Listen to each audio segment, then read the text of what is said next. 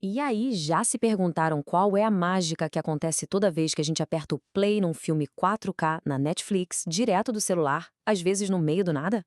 Como é que uma imagem tão nítida, tão cheia de detalhes, chega assim de forma quase instantânea? Bom, hoje a gente vai desvendar essa caixa preta.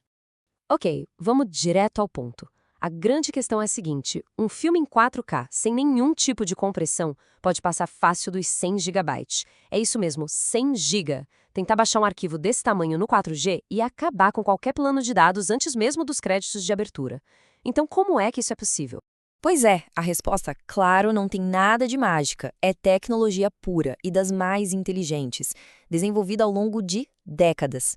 E agora a gente vai entender direitinho como tudo isso funciona. Primeiro, antes de entender a solução, a gente precisa ter uma ideia do tamanho real do problema. Pensa só em 100 gigabytes. Uma quantidade de dados absurda.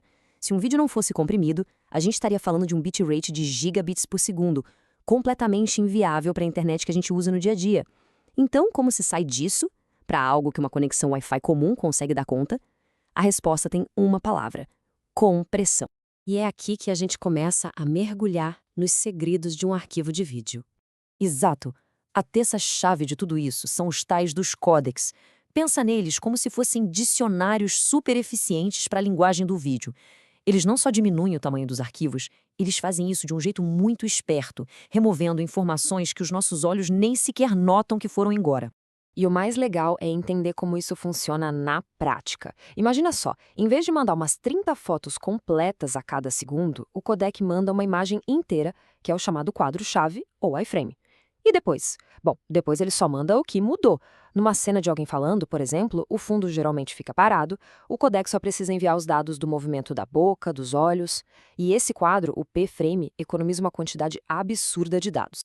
E tudo isso é medido pelo bitrate. O bitrate nada mais é que a quantidade de dados por segundo que o vídeo consome. É tipo uma balança, sabe? De um lado a qualidade, do outro o tamanho do arquivo. O grande desafio dos serviços de streaming é entregar a melhor qualidade possível com o menor bitrate que der. É exatamente por isso que às vezes, quando a internet dá aquela engasgada, a imagem fica meio quadriculada, né? O que está acontecendo ali é o sistema diminuindo o bitrate para evitar que o vídeo trave.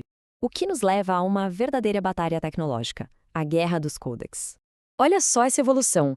Por um tempão, o H264 foi o rei do pedaço, o padrão que todo mundo usava. Mas aí, em 2013, chegou o H265, o HEVC, prometendo cortar o bitrate pela metade, mantendo a mesma qualidade. E mais recente ainda, pintou o AV1, que é ainda mais eficiente e, o mais importante, livre de royalties.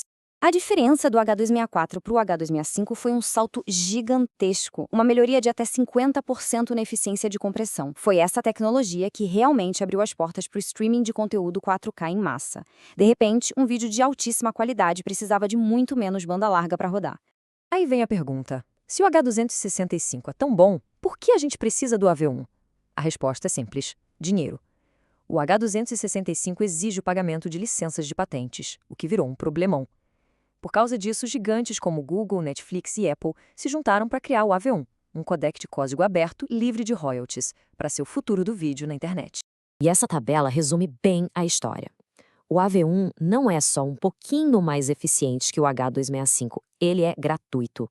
Para empresas como o YouTube e a Netflix que transmitem um volume de dados que a gente nem consegue imaginar, usar o AV1 significa economizar milhões em custos de banda e licenciamento, entregando a mesma qualidade de vídeo ou até melhor. Mas a experiência de um filme não é só a imagem, né? O áudio também passou por uma revolução bem silenciosa. Pode parecer exagero, mas é quase isso. Os próprios criadores do formato MP3 meio que anunciaram a aposentadoria dele, declarando que tecnologias mais eficientes como o AAC tomaram o seu lugar. Isso não quer dizer que seus arquivos MP3 vão parar de funcionar, claro, mas que a indústria já virou essa página. O sucessor do MP3 é o AAC. Basicamente, ele entrega a mesma qualidade de áudio que um MP3, só que usando menos dados. Menos dados, mesma qualidade, soa familiar, não é? É exatamente o mesmo princípio da guerra dos codecs de vídeo.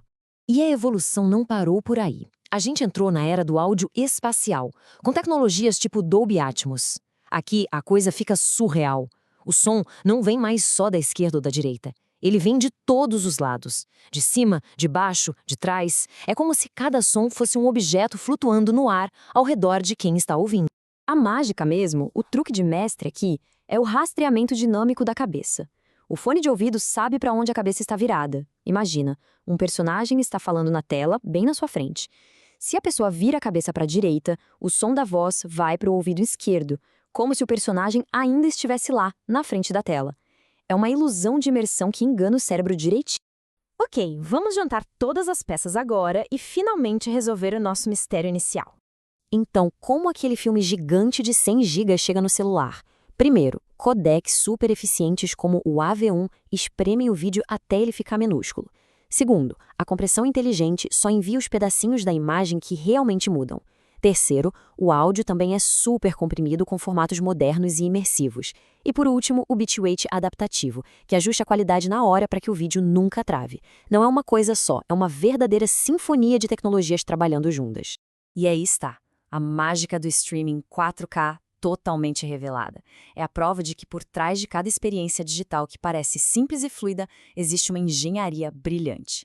Agora que esse segredo foi desvendado, que outro mistério da tecnologia a gente deveria explorar? Deixem as sugestões aí nos comentários. Até a próxima!